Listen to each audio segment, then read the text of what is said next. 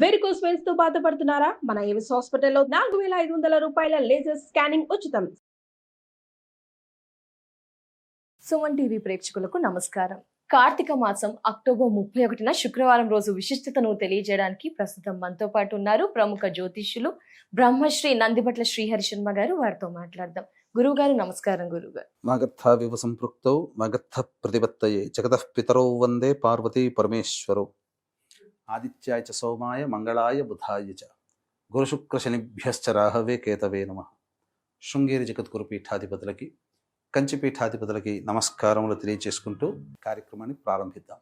గురుగారు, మరి కార్తీక మాసం అంటే ప్రతిరోజు పండగే. అక్టోబర్ 31 శుక్రవారం యొక్క విశిష్టత, ఏం పూజ చేయాలి, ఎలాంటి పరిహారాలు పాటించాలి, ఆ రోజు యొక్క గొప్పతనం, విశిష్టత తెలియజేస్తారా గురుగారు? తప్పకుండానమ్మా. కాకపోతే ఇప్పుడు మనకు ఈ సంబంధించినటువంటి అక్టోబర్ 31వ తారీఖు రోజున నవమి తిథి ఉంది.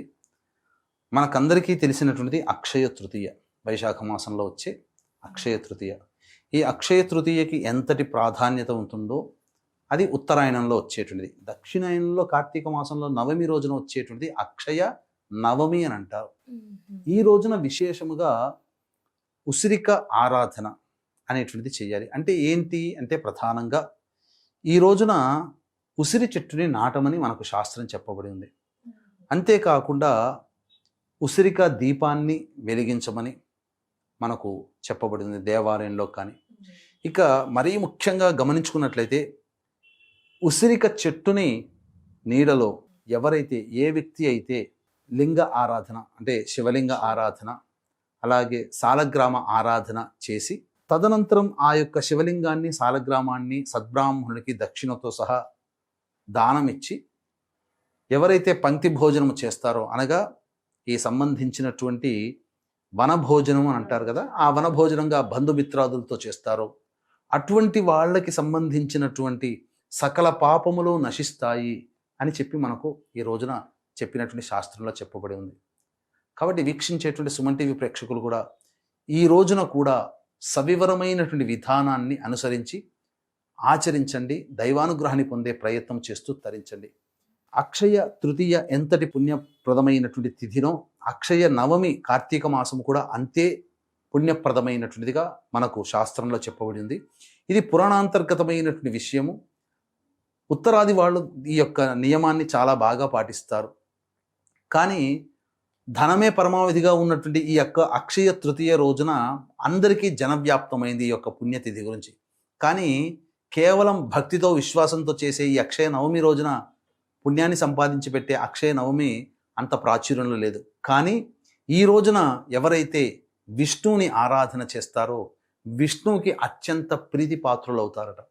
అంటే విష్ణువుకి ప్రీతిపాత్రమైనటువంటి విధానంలో ఏ విధంగానైతే ఏకాదశి తిథి, ద్వాదశి ఆరాధన ఇలా కొన్ని చెప్పబడి ఉన్నాయో, ప్రత్యేకించి కేవలం కార్తీక మాసంలో వచ్చే శుద్ధ నవమి రోజున విధి విధానాన్ని అనుసరించి ఎవరైతే పాటిస్తారో వాళ్ళకి విష్ణు యొక్క అనుగ్రహం సంపూర్ణంగా కలుగుతుంది. విష్ణు అనుగ్రహం కలిగిందంటే ఏంటంటేనమ్మా, ఉద్యోగం లభిస్తుంది, ప్రతి పనులలో విజయం ఉంటుంది, శత్రువులు అనేటువంటి వాళ్ళు లేకుండా పోతారు, శత్రుంజయుడు అవుతారు, సకల కార్యసిద్ధి జరుగుతుంది, అనుకూలంగా అందరూ మెదులుతారు. అదేవిధంగా తనకున్నటువంటి కోరికలన్నీ నెరవేర్చుకోగలుగుతాడు. ఇది ఈ రోజున చేసేటువంటి వ్రత విధానము, నియమాన్ని పాటించడం వల్ల.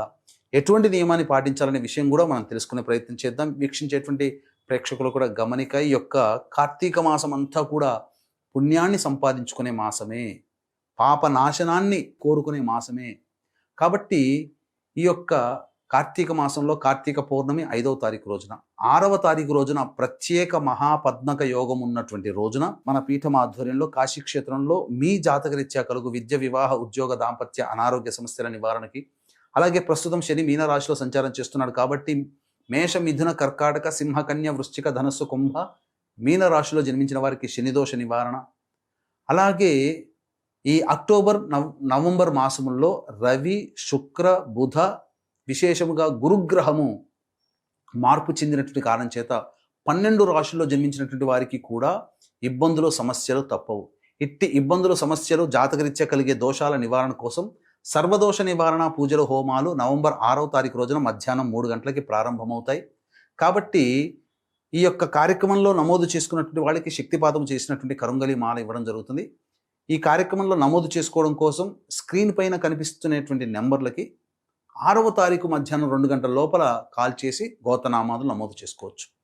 ఇక ఈ యొక్క కార్తీక అక్షయ నవమి రోజున ఎటువంటి నియమాలు పాటించాలంటే, ఎప్పటిలానే సూర్యోదయం కంటే ముందే లేచి కాలకృత్యాదులు తీర్చుకొని ఈ రోజున విశేషముగా తులసి చెట్టు దగ్గర ఆవు పేడతో అలికి శంకు చక్రములు వేసి, స్వస్తి గుర్తు వేసి, ఓంకార గుర్తు వేసి, మధ్యలో అష్టదళ పద్మము బియ్యపిండితో వేసి, ఈ అష్టదళ పద్మాన్ని, శంఖచక్రాలని, ఓంకారము, స్వస్తి గుర్తులని, అక్షితలు, ధూపము, పుష్పము వీటితో అర్చన చేసి, ఆ అష్టదళ పద్మం మధ్యలో బియ్యపిండితో కానీ లేదా గోధుమ పిండితో కానీ ఆవు పాలు కలిపి ప్రమిదగా చేసి, ఆ ప్రమిదలో ఆవు నెయ్యి వేసి, మన చేతితో తయారు చేసినటువంటి 3 ఒత్తుల్ని పెట్టి వెలిగించి అప్పుడు శివ సహస్రనామ పారాయణం చేయాలి, లేదా విష్ణు సహస్రనామ పారాయణం చేయాలి, లేదా 2 అయినా చేయొచ్చు.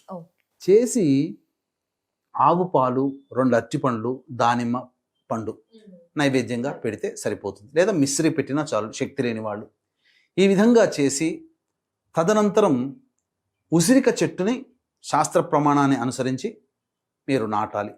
తర్వాత ఈ రోజున జామకాయని భుజించమని శాస్త్రం.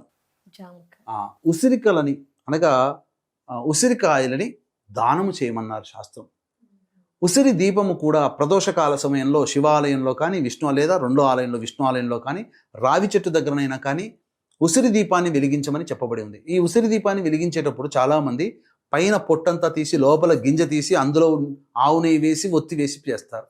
ఇది నిమ్మకాయ డొప్పలతో చేసిన విధానంగా కాకుండా పైన ఏ విధంగా తీయకూడదమ్మా, చెక్కు తీయకూడదు, ఉన్నది ఉన్నట్టుగానే పెట్టి తొడిమ ప్లేస్లో బొడ్డు ఒత్తి కానీ లేదా పువ్వొత్తి కానీ పెట్టి ఆవు నెయ్యిలో ముంచినటువంటి దాన్ని పెట్టి వెలిగించి ఆ యొక్క రాజ గోపురం ఉంటుంది కదా, ప్రధాన ద్వారము, ఇటువైపు అటువైపు ఉసిరి దీపాన్ని వెలిగించడం. దేవాలయంలో అలాగే గాలి గోపురం ఉండేటువంటి విమానస్థానంలో అక్కడ వెలిగించడం, లేదా దేవాలయంలో ప్రత్యేకంగా దీపారాధన చేసే దగ్గర వెలిగించడం, అలాగే దీప ప్రజ్వలన చేయడం. ఈ విష్ణు ఆలయంలో శివాలయంలో సాలగ్రామము మరియు శివలింగ దానము చేయడం అనేటువంటిది విధి విధానంగా చెప్పబడి ఉంది. ఈ విధంగా ఎవరైతే చేస్తారో మానవులకి ఆ దీపపు కాంతిలో ఎంతసేపు అయితే ప్రసరిస్తుందో తమ యొక్క జాతకంలో ఉన్నటువంటి దోషాలన్నీ ఆ విధంగా తొలగిపోతాయమ్మా. అంటే ఏం చెప్పబడిందంటే, కార్తీక మాసంలో దీపానికి ఎందుకు అంత ప్రత్యేకత అంటే, ఆ దీపపు వెలుగుల్లో చిక్కుకొని మరణించినటువంటి కీటకానికి కూడా మోక్షం ప్రసాదించబడుతుందట. ఈ యొక్క కార్తీక మాసంలో దీపం వెలిగించడం మనకు చేయకపోయినా ఆ వెలిగించే వ్యక్తిని, దీపం విధానాన్ని కనుక మనం చూసినా వెలిగించిన ఫలితమే కలుగుతుంది. కాబట్టి అన్ని దేవాలయాల్లో ఈ రోజున దీపారాధన చేసే ప్రయత్నం చేయండి. ఆవు నెయ్యితో కానీ, నువ్వుల నూనెతో కానీ, అవిసె నూనెతోనైనా కానీ దీపారాధన చేయండి.